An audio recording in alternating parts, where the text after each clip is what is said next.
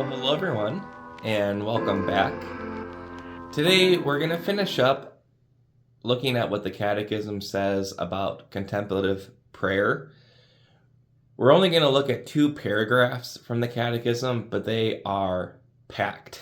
So there's a lot to think about and to pray about as we enter deeper into this communing with the Lord, where the Lord starts to take over more and more of the effort. And our job in contemplative prayer is to receive more and more of the Lord's love. So here's what the Catechism says. Contemplative prayer is a union with the prayer of Christ, insofar as it makes us participate in his mystery. The mystery of Christ is celebrated by the Church in the Eucharist, and the Holy Spirit makes it come alive in contemplative prayer, so that our charity will manifest it in our acts. So one of the things that happens as we enter more deeply into this prayer of contemplation is that we become more and more conformed to Christ. That our lives, our hearts start to be in union with the life and the heart of Jesus. Really what this is just an outpouring of our baptismal graces. When we were baptized into Christ. And it's really true that the baptized are one with Jesus, that Jesus lives in those who are baptized, and their lives are molded and characterized by Christ. They've put on Christ. And what contemplative prayer does is it takes that baptismal reality and it deepens it within the heart, and then it unfolds it within the person's life. So the Catechism uses the image of the Eucharist, like the mystery of Christ, his love for us, his death and his resurrection is contained in the Eucharist.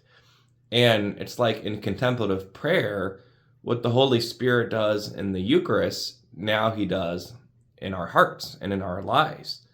It's like we become Eucharist in a sense, that hopefully people can look at us and they can see Jesus.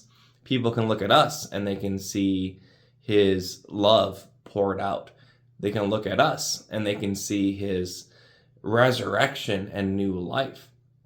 All of that is within us, again, as we become more conformed to Jesus. That charity of God who is love, becomes manifest in the way that we live our lives. In our prayer, in our words, in our thoughts, in our actions.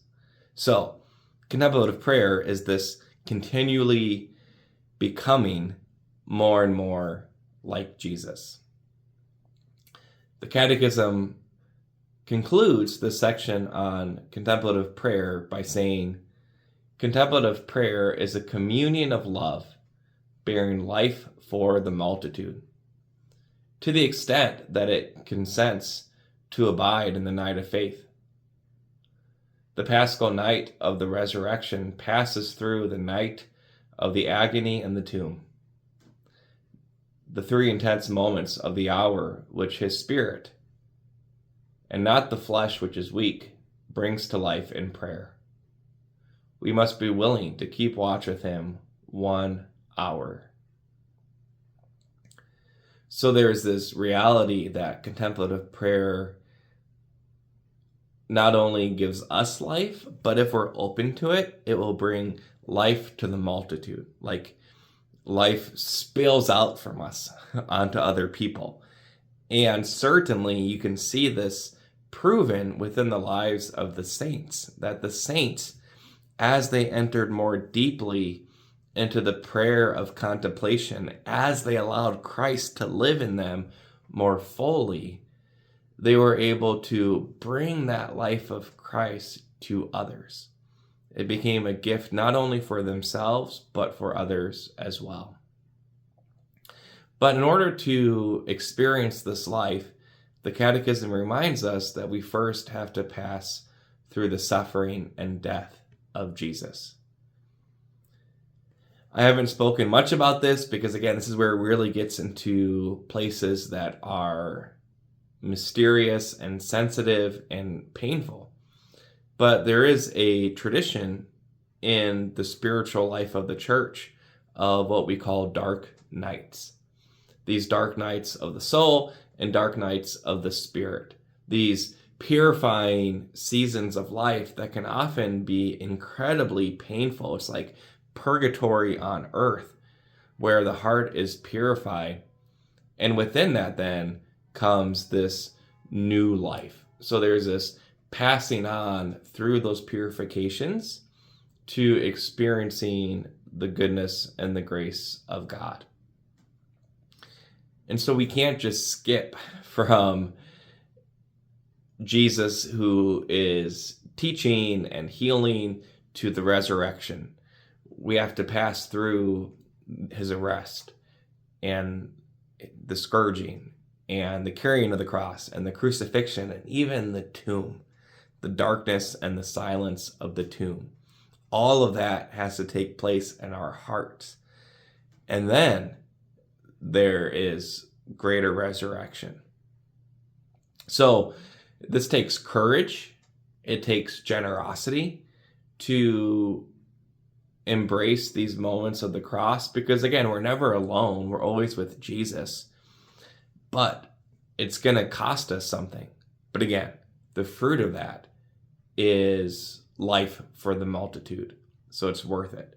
Like, this is how much contemplation makes us like Jesus, that we can even look at the crucifix and say, like, yes, that's actually happening in my heart too, because I want to be love. I want to be love crucified. I want to be love poured out.